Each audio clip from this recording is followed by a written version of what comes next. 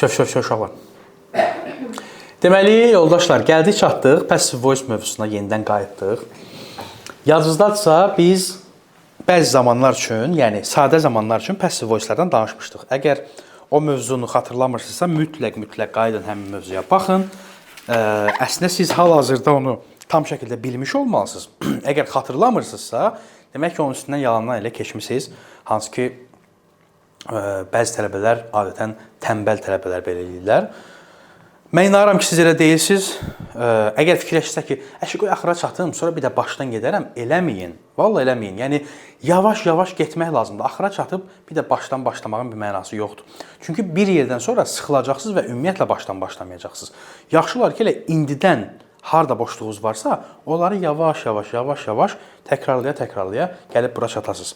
Deməli, biz sadə formalardan danışanda, hətta belə bir misal çəkmişdik ki, kitab yazılır. Demişdik ki, the book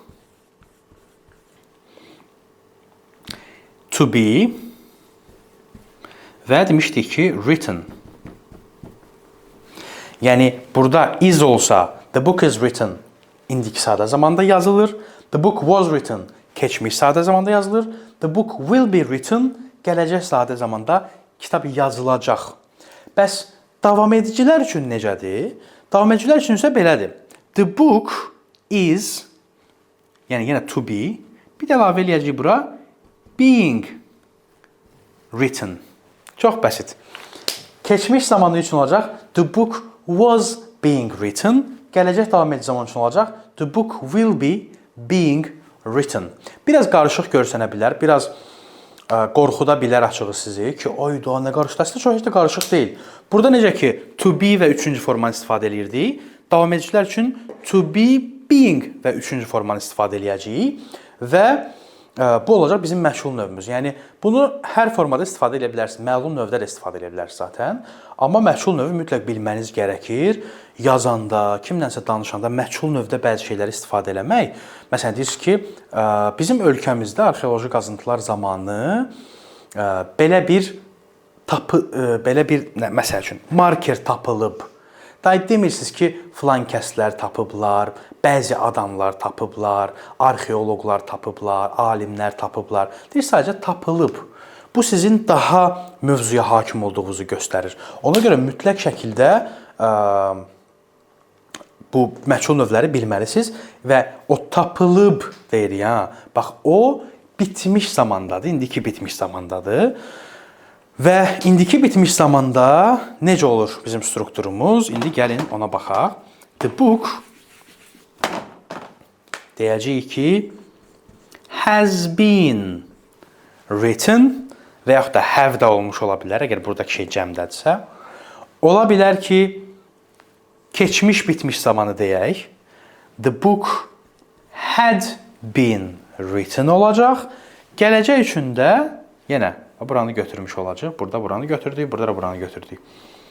Will have been written. Bu da bizim gələcək bitmiş zamanımız olacaq. Məchul növ üçün. Bax, mən bunları belə deyirəm və siz özünüz də çox yaxşı şəkildə başa düşürsünüz. Amma bunu hələ mənimsəmirsiniz. Bunu mənimsəmək üçün mütləq bunların çoxlu praktikalarını eləmək lazımdır. Mən təklif eləyərdim ki, bu mövzuya heç olmasa bir həftə vaxt ayırasınız.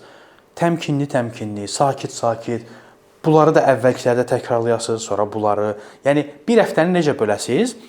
Burada 9 dənə zaman var. Hələ ki, bunlara heç gəlməyəcəyik. Bu 9 zamanı 2-2 götürürsünüz. Bax, 2, 4, yəni birinci gün, ikinci gün, üçüncü gün, dördüncü gün və bunu eləyəndə 5-ci gün bir dəfə də təkrar edirsiniz. 6-cı gün bir dəfə də təkrar, bazar günü bir dəfə də təkrar, sonra başlayırsınız artıq növbəti mövzuya. Bax, onda artıq məchul növlər tam oturmuş olacaq yerinə. Bu o demək deyil ki, siz hər gün ardarda 7 gün məşğul olasınız. Ola bilər ki, bugün məşğul oldunuz, 3 gün sonra bir də boş vaxtınız olacaq, onda məşğul olacaqsınız. Və yaxud ola bilər ki, bugün 8 saat məşğul olacaqsınız, sabah 1 saat məşğul olacaqsınız, bir gün 6 saat məşğul olacaqsınız. Yəni, bunu özünüz seçə bilərsiniz. Əsas odur ki, kifayət qədər vaxt ayırın. Yəni, insanın içində olan o tez gedim, harası çatım istəyini özünüz dərk eləyin. Başa düşün ki, o sadəcə bir İçimizdəki psixoloji istəkdir. Öyrənmək üçün isə səbirli olmaq lazımdır. Növbəti mövzumuz çox sadə və rahatdır. Həmin mövzudan növbəti dərsdə danışacağam sizə. Bunu təkrarlayın. Bir həftə sonra yenidən görüşərik. Özünüzə yaxşı baxın. Görüşənədək.